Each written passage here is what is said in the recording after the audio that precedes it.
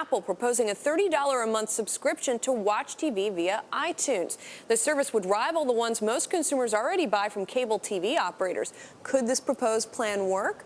Peter Kafka is a senior editor at allthingsdigital.com. He joins us now with his take on Apple's plans, and we should mention he's the first one to talk about this story. So how likely is this to actually happen? It sounds like it's in the pretty early planning stages. It's in the early planning stages. At the same time, Apple's been telling the folks they're talking to, the networks, they'd like to launch this in the first quarter of next year. So theoretically, it's coming soon. Big if, though, is if they can get enough content providers to work with them.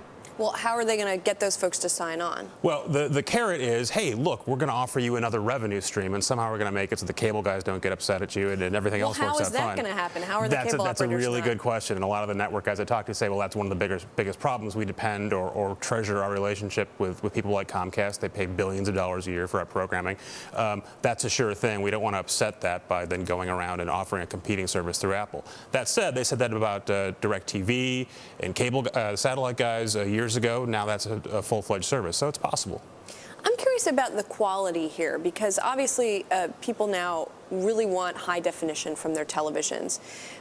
If they're watching iTunes on their computer, aren't they going to sacrifice some of that? Not necessarily. I don't know the last time you watched an iTunes stream, but they do pretty good quality. Even free stuff. YouTube has a free YouTube concert video you can go watch right now for free. It's amazing quality on your laptop if you want to watch a YouTube concert video. It's really good.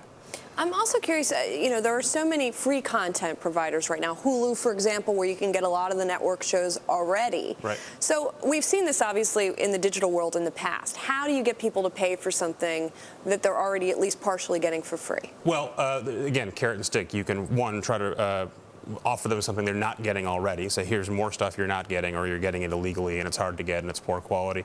The stick is you can retract some stuff, and I think you might see Hulu pulling back some of the offerings they're offering right now. That's an ongoing debate with their owners, who are the network TV guys, and they may try to offer their own subscription service. How big of a moneymaker could this end up being for Apple?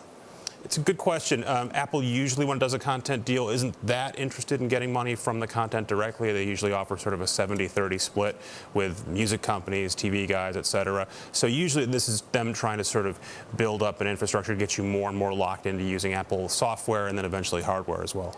Now, I know that this is still not a done deal, but are you getting any idea in terms of timetable when this kind of thing could come to market? Well, again, Apple's told folks they want to do this Q1.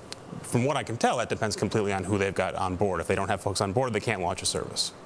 Okay, Peter Kafka, thanks a lot for coming to talk to us about this. We'll check back in and see if and when it actually happens, who signs on, and all the details. Good, thanks. Thanks a lot. Appreciate it.